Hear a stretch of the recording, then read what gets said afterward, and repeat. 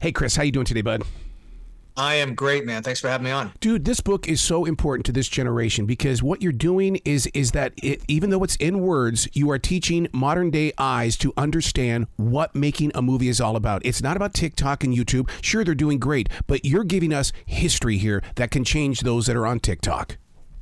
Well, it's history, but it's also, I thank you for that. But it's also, I think it's interesting to note that the mediums may have changed, but the method is still the same. Yes. And if you can apply, I have three sons. My 16-year-old son is also a Corman fan, and he's currently reading the autobiography because he's getting involved in film. And the idea, the hustle, the story about how to circumnavigate limitations. I mean, it's all there. Nothing has changed in that respect. So yeah, it's important to kind of go back in time, get a history lesson, but also see this inspirational way Corman became what he became, which can be, again, transposed to this generation. Well, I love the continuation of the entire journey here because, it starts off with Poe, then Corman, and now you're writing about the book. I mean, it's like the raindrop goes down and feeds the seed becomes the tree now writes, gives us paper to write on. Yeah, and it's funny, the whole circular way that pop culture evolves and retreats and cannibalizes itself too, in that so many authors and filmmakers who are making Poe-esque works themselves, some of them may not have even read Poe, but they've seen these films or seen films that were inspired by these films. So that kind of bloodline comes back to the page anyways in strange ways. Everything is connected, and yeah, absolutely. Man, what's really great about this is that the time period is 1960 to 1964. That's pre-Beatles, and I love that time period because everything in this country and around the world was so unique and different. It's funny. There's a couple of reasons why that's interesting, what you just said. It's pre-Beatles. And as we know, or maybe some of your listeners don't, but that was obviously, the pop culture guard changes every so often. And that was a big changing of the guard when the Beatles, especially when they came to America. But 1964, The Masque of the Red Death, Roger's penultimate, his second last Poe film, starred Jane Asher, who at that time was dating a young Paul McCartney. Yes. And Roger, they kind of had an open relationship, and it's fair to say that Roger was also kind of dating Jane Asher at the time. And Jane said, "Look, Roger, tomorrow we're going to be joined at lunch. He's coming by the set with my boyfriend. His name's Paul McCartney. He's in this little band called the Beatles." And so Roger had lunch with him. Roger took him as a very nice young man, and they all got along together, and everything was great. And a couple days later, Roger picks up the newspaper, and it says, "Beatles Conquer America." So it was literally on the cusp. These movies were made on the cusp of that changing of the guard. And then after Roger finished in 65 making Tomb of Ligeia, he could sense that the guard had changed and that the counterculture was now usurping the culture. And he gave up making Gothic horror films. That was his last one. And he went on to make more immediate, youth-oriented films that kind of reflected the rock and roll culture of the time. Yeah. What's really interesting about the book is the fact that you include the interviews. Maybe it's the radio guy in me, but I love interviews. And I love the way that you bring them in as part of the story and not like a soundbite that I would get on the 5 o'clock news.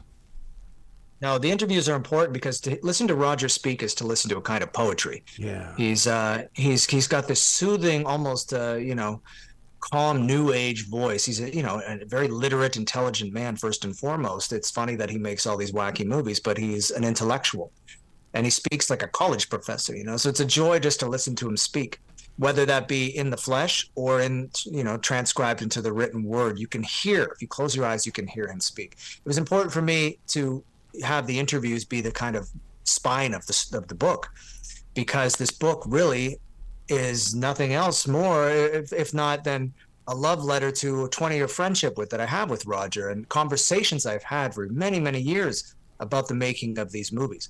And if you're going to learn about these pictures, the best way to learn about them is from the man who made them, who was there, the architect of the pictures themselves. And Roger, being 97, still with us, still hale and hearty, I wanted to get this book out so he could see it and hold it. Now, he did write the foreword, as you mentioned, but I'm seeing him, this weekend we have a launch in LA, and he'll be with me for that. So it's a real joy to be able to sit down with him and have him hold this book and have that. I hope to God that you're keeping a journal about stuff like this, because this is once in a lifetime moments, dude. Well, I keep journals in the sense that I never, like an elephant, never forget. But this interview, for instance, is part of the journal. Like, it's a document that this has happened. So I do appreciate you giving me the space here today to muse on this book and the kind words you're saying about it. It means a lot. Well, I'm a document whore, basically, and I love anything that has to do with what's taken place, because what I find from it is that was inspired afterwards, what came afterwards, or what led to even Corman being who he was, and that's the thing about it. He didn't just suddenly appear. There were things that had to happen before he could become himself. Yeah, it wasn't an easy road. It was the road less traveled. Yeah. And Roger is now and was then defiant and resilient. He also had a keen eye to scope out talent, and young talent specifically. And part of that was because, yes, young talent works for cheap. I mean, Roger has always been, unabashedly a very frugal producer, and that's why he could be so prolific.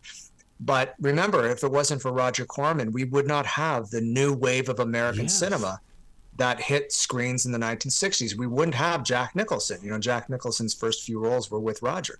We wouldn't have Peter Fonda. We wouldn't have, Dennis Hopper to some degree, Bruce Dern, Martin Scorsese. Francis Ford Coppola was Roger's personal assistant and directed some of the scenes in The Haunted Palace. So he kind of created an environment for these young talents to explore and become what they became, and to learn from Roger as well. So Roger's not only a great filmmaker, an inventor, but he's also, the founding father of the American independent film. See, that's what fascinates me. I call that the family tree. It's the same thing with music. Music has its family tree. I mean, how the heck did we know that Michael McDonald was once not only just a Doobie Brother, but he was also in Steely Dan? Knowing that history helps you understand why people love the music today. Well, absolutely. And I think what's important, and why I wrote this book, and why people keep coming back to these movies, it's important that people are reminded about this, that this doesn't just, we study history not just as a lesson to not repeat it, but sometimes we want to repeat it. Yeah. We want to keep it alive. We want to make sure that the lessons and the people that forged that path aren't forgotten, and nor are their methods, because we can learn so much from what they did and how they did it. These are timeless lessons. When it comes to horror films, then versus today seems to be about more than shock and awe. They want you. They're trying to do something to you, but it's not like the films of Corman. Well, it's funny because we can't give Roger a free pass and say he made masterpieces every time, right, nor that he makes socially responsible movies every time. Some of his movies are gutter trash. And as he went on to own his own studio, New World Pictures, in the 70s, he certainly stabbed at the hoped that hit the tail on the donkey, trying to hit the target every time, and sometimes he didn't care where he hit. So not all of them are great. But as far as comparing then to now, I mean, we kind of have a golden age in some respects when it comes to the genre, because we have so many platforms and there's so much need for content. So there's so many diverse filmmakers making movies that if we really care to look, we'll find some crazy stuff. We also have a global village, so movies that we previously never got a chance to be exposed to from all over the planet, we now can find at the push of a button. Yeah. So that's great. But when it comes to mainstream Hollywood American stuff, the big problem I have with contemporary horror films is that most of them are made by people who grew up watching horror films. And I say that because the great horror films of all time, whether it be The Exorcist or the Corman Poe films or Halloween, they were made by filmmakers who loved film, full stop, who had many different appendages in their lives, who had many different experiences and brought all those to the screen using the genre as the entry point. That's why those movies have more that endure, and they have more soul. Today, I feel like we're kind of just repeating beats in many respects, which is nothing wrong with that. Friday night date movie, and something jumps and your girlfriend screams and you get to cuddle up a little closer. That's kind of the soul of the horror movie as well. But for sure, to make a great horror movie does not mean you have to be necessarily even a fan of horror movies, I don't think. You just have to understand film. Can you imagine if Roger got his hands on a 10-episode series on Netflix or Hulu? I mean, because look at all that room to share a story. Yeah, and I don't know why he hasn't done that. That's an interesting thing that never came to be. Maybe it's too late in the day now for that. I'm not sure. But it could come down to the bottom line with Roger. You never know. Yeah. Does it make financial sense for Roger to do that versus to jam out another Sharktopus movie really quick and take the money and run? I mean, again, and I don't say this in a derogatory way. Roger makes movies to make money. I mean, that's true. But I love that attitude. That's the movie business. That's what I love about that. Yes. Yeah, it's the film business, kids. That we have to remember that word. It is first and foremost a business. One of the funniest Corman stories, when you talk to enough of his collaborators and you know them, is I think it was Slumber Party Massacre 2. He kind of gave the green light to because he wanted to, put new blinds up in his den, his living room or something like that, and he wanted to fund that. So he kind of put that deal together so he'd get that cut so that he could do a little bit of home decorating. I mean, and that's probably true. I mean, then there's nothing wrong with that, man. Nothing. He has nothing more to prove. Let's put it that way. I'd like to be a fly on the wall in some of those early day meetings because he was all about business, and he gets with an actor. Actors are artists. Artists come with different things that get in the way. Roger just seems to be the type of guy who would have said, it's about cash flow. Don't be a rock in my stream. Well, it's about cash flow, but it's also about having a bit of artistic integrity too. And because he was American International Pictures house director and they gave him carte blanche, he was able to bring in some things, some subtext and some things that he was interested in talking about and discussing, but he would hide them in the back end, right? So you could watch his movies and not pick up on any of it, or you could watch them a little closer and see it. Now, when he did try to create something that was a little bit more, progressive, he lost money. So that's why you didn't see a lot of that. There was 1961, he made a movie called The Intruder with William Shatner. Ooh. Based on a book by Charles Beaumont.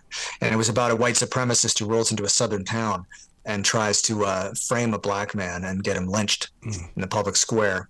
And a really volatile, nasty piece of work. To this day, probably the movie that Roger thinks is his best film. And it was the only film in his arc, his hundreds and hundreds and hundreds of pictures deep arc, that lost money. So he found that if you were going to discuss these sorts of socially volatile topics, it was best to hide them and cloak them in the guise of fantasy in the back end, as opposed to make them the calling card. You see what you're doing with this book and with this conversation? Listeners are going to go, oh my God, I've got to go find this movie. That's what I love about today, where it's not about just reading it in a magazine. You're sharing the journey through words as well as things on a page.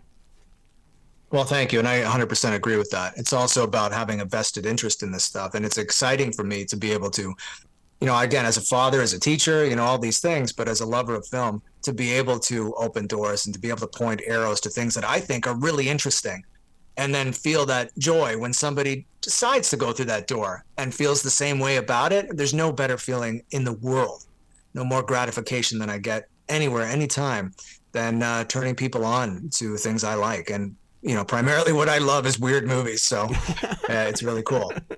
The photographs in the book. Oh my God. You had to, what was the discipline? Because I would have put everything in there. Any photo you had, I would have put it in, but you had to use a discipline to pick out the right photographs.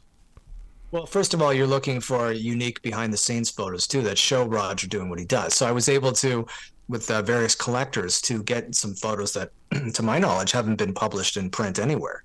A handful of those, which just show Roger doing what he does on set to prove that he was there. Yeah. To get photographic evidence of the director of photography, Floyd Crosby, lighting a scene. So that was cool. But what's also really cool about these movies, and the movies of that period, is the flamboyant marketing campaigns that went along with them.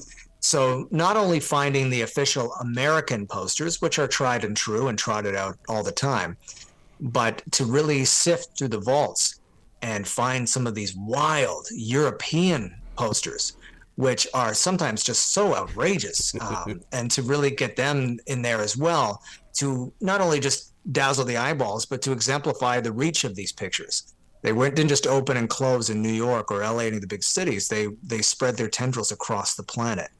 And sometimes the Europeans, being less restrained than the Americans, would just go bananas with some of this art. And some of it wasn't even accurate. Some of the art has no connection to the movie itself, and that's what makes it so amusing. So it was, I would say it wasn't a painstaking, there was no process in my mind necessarily what had to come and go. I think mostly I just wanted to put stuff in there that illustrated the words, brought the words to life, but also just dazzled the eyeballs, and I had a lot of material to play with. when you have a book like this, relinquishing it to us, the readers, is a great moment. But doesn't that also create a sense of mourning inside your heart? Because I mean, I know you're going to jump into something new, but you have a lot of love in these pages. Yeah, I mean, that's life, isn't it? Yeah. Everything that you build towards, whether it be a monumental birthday celebration, anything that you take some time and effort and energy and blood, sweat, and tears to build. Once it's done, isn't it like what's that the allegory about the search for El Dorado, the city of gold? It's not about, you may never find that city, maybe it doesn't even exist, but it's the quest. Once the quest is over, there's always a sense of melancholy. But you're right. I mean, that's probably why I'm so prolific and have my fingers in so many pies, is that I don't really have the chance to dwell too hard on that sense of loss. And not only that, I mean, the books are different. I mean, this will travel. Yeah. I mean, I suspect this will be bumping around for the rest of my life in some way, shape, or form. God. So it's the end of one chapter of its journey, and it's the beginning of the other one. You give it away to the world, and it becomes its own thing, right? Oh, I love your creative attitude. You got to come back to this show anytime in the future, Chris. The door is always going to be open for you. Well, just let me know, and I'm there, man. Excellent. Thanks for doing this. Well, you be brilliant today, okay? You too, man.